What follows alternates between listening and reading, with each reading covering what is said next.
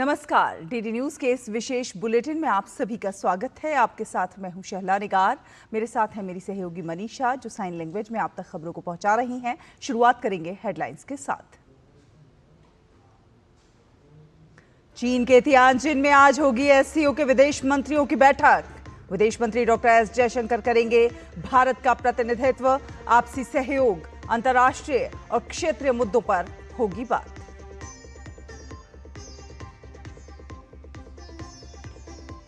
Toronto में रथ यात्रा पर हमले की भारत ने जताई नाराजगी। कहा, उत्सव की भावना के खिलाफ है ये कृत्य।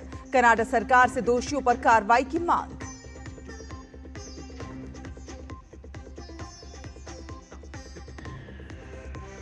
ट्रंप ने 50 दिन के भीतर रूस को यूक्रेन संघर्ष खत्म करने को कहा। समझौता नहीं होने पर नई आर्थिक पाबंदी लगाने की धमकी। यूक्रेन को नाटो के जरिए हथियार देने की योजना भी रखी सामने। संसद के मॉनसून सत्र की तैयारियों पर बैठकों का दौर शुरू। बीजेपी अध्यक्ष जेपी नड्डा के घर जुटे वरिष्ठ मंत्री। आज कांग्रेस संसदीय दल भी बनाएगी रणनीति।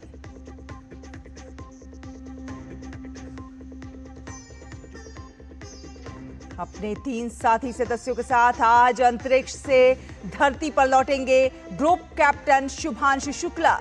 दोपहर 3 बजे कैलिफोर्निया के तट पर होगा ड्रैगन यान का स्प्लैश डाउन।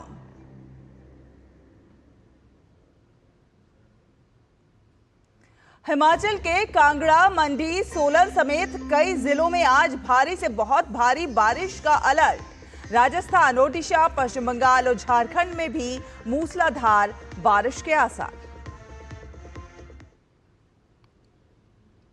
आपको बता दें कि चीन के तियानजिन शहर में आज शंघाई सहयोग संगठन यानी कि एससीओ के विदेश मंत्रियों की बैठक होने वाली है। इस बैठक में विदेश मंत्री डॉक्टर एस जयशंकर भारत का प्रतिनिधित्व करेंगे। एससीओ में 10 सदस्य देश शामिल हैं। चीन, रूस, Bharat, Iran, Kazakhstan, Kyrgyzstan, Pakistan, Tajikistan, Uzbekistan और बेलारूस। बैठक में एससीओ के सदस्य देश विभिन्न क्षेत्रों में अपने आपसी सहयोग, प्रमुख अंतर्राष्ट्रीय और क्षेत्रीय मुद्दों पर विचारों का आदान प्रदान करेंगे। इससे पहले कल विदेश मंत्री ने पेइचिंग में अपने चीनी समकक्ष वांग यी के साथ बैठक की। इस दौरान दोनों नेताओं ने सीमा पार नदियों पर सहयोग की आवश्यकता पर बल दिया, जिसमें चीन की ओर से जल विज्ञान संबंधी आंकड़े उपलब्ध कराना भी शामिल है। दोनों नेताओं के बीच प्रतिबंधात्मक व्यापार उपायों और आर्थिक सहयोग में आने वाली बाधाओं पर भी बात हुई। विदेश मंत्री ने द्विपक्षीय संबंधों में सुधार के लिए सीमा पर शांति और स्थिरता के सकारात्मक प्रभाव और तनाव कम करने और सीमा प्रबंधन के निरंतर प्रयासों का उल्लेख किया। विदेश मंत्री ने कैलाश मानसरोवर यात्रा को फिर से शुरू करने में चीन के सहयोग की सराहना की।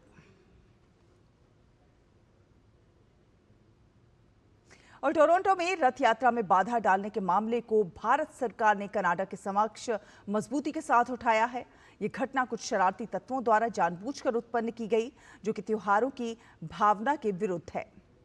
विदेश मंत्रालय में प्रवक्ता रणधीर जायसवाल ने कहा है कि इस प्रकार की निंदनीय हरकतें खेदजनक हैं और रथ यात्रा जैसे धार्मिक आयोजन की उस भावना के खिलाफ हैं जिसका उद्देश्य एकता, समरसता और सामाजिक सौहार्द को बढ़ावा देना है। भारत ने कनाडाई अधिकारियों से इस घटना के दोषियों को चिन्हित करके उनके विरुद्ध उचित कार्रवाई की मांग की है। ये भी आशा जताई है कि कनाडा सरकार वहां रह रहे भारतीय समुदाय के धार्मिक अधिकारों की रक्षा के लिए जरूरी कदम उठाएगी।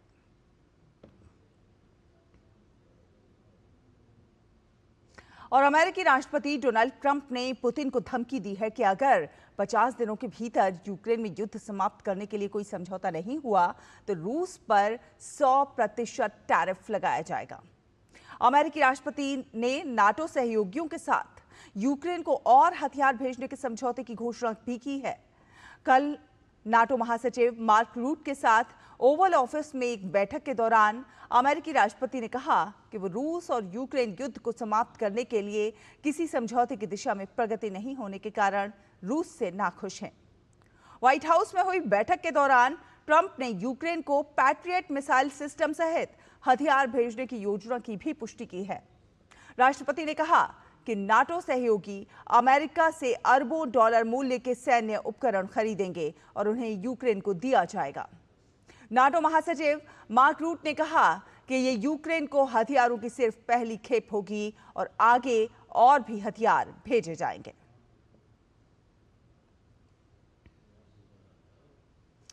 और बात करते हैं संसद के मॉनसून सत्र को लेकर। दिल्ली में बैठकों का दौर शुरू हो गया है। कल रात बीजेपी अध्यक्ष जेपी नड्डा के आवास पर एक बेहद महत्वपूर्ण बैठक हुई, जिसमें कई वरिष्ठ मंत्री शामिल हुए। गृह मंत्री अमित शाह, पीयूष गोयल, धर्मेंद्र प्रधान, अश्विनी वैष्णव, किरेन रिजिजू, भूपेंद्र यादव और जी किशन रेड्डी और मनोहर लाल खट्टर इस बैठक में शामिल हुए। तो वहीं कांग्रेस संसदीय दल की बैठक आज बुलाई गई है। सोनिया गांधी की अध्यक्षता में यह बैठक होगी। 21 जुलाई से शुरू होने जा रहे संसद के मॉनसून सत्र की तैयारियों पर इसमें बातचीत होगी। पूरे सत्र के दौरान पार्टी की रणनीति कैसी होगी, इस पर मंथन के लिए संसदीय दल के तमाम लोग इस बैठक में शामिल होंगे।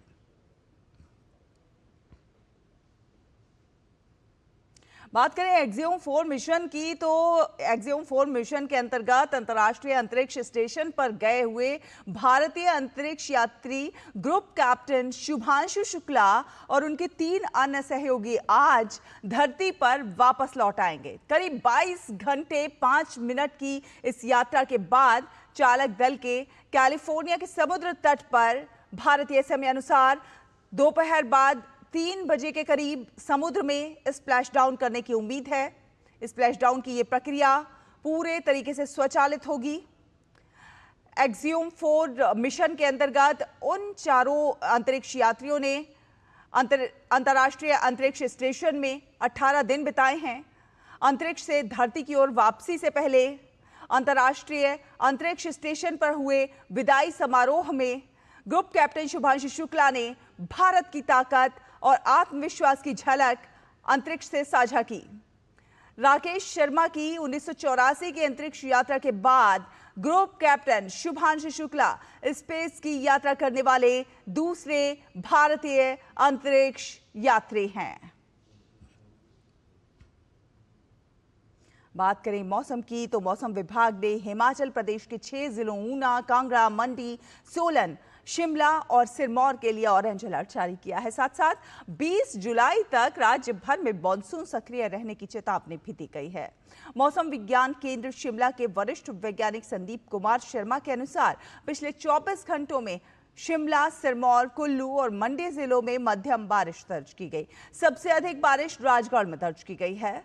मौसम विभाग ने बताया है कि सक्रिय मानसून का ये दौर 16 जुलाई से 20 जुलाई तक जारी रहने की उम्मीद है। वहीं इसे लेकर आईएमडी ने सुरक्षित दिशा निर्देश जारी किए हैं।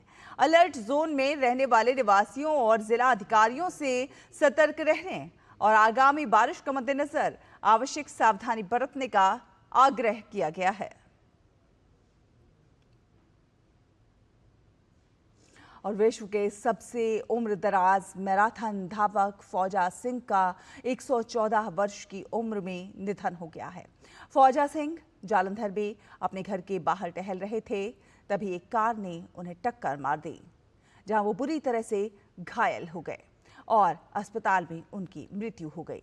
फौजा सिंह ने अपनी मैराथन करियर वर्ष 2000 में शुरू किया था और कुल 8 अंतर्राष्ट्रीय मैराथन में भाग लिया। 2003 में उन्होंने टोरंटो मैराथन में 92 वर्ष की आयु में दौड़कर एक विश्व रिकॉर्ड बनाया था। बात करें खेलों की, तो भारत और इंग्लैंड के बीच खेले जा रहे 5 टेस्ट मैचों की सीरीज के तीसरे टेस्ट में भारत को हार का सामना करना पड़ा। रोमांचक मुकाबले में इंग्लैंड ने भारत को 22 रन से हरा दिया। इंग्लैंड द्वारा जीत के लिए मिले 193 रन के लक्ष्य का पीछा करते हुए भारतीय टीम अपने सभी विकेट गंवाकर 170 रन ही बना पाई और मुकाबला गंवा दिया। मुकाबले के 5वें दिन भारत ने 58 रन के आगे खेलना शुरू किया। हालांकि भारत की शुरुआत निराशाजनक रही। इसी के साथ सांकेतिक भाषा के इस विशेष बुलेटिन में फिलहाल इतना ही। मुझे, मनीषा को और हमारी पूरी टीम को दीजिए अनुमति। नमस्कार।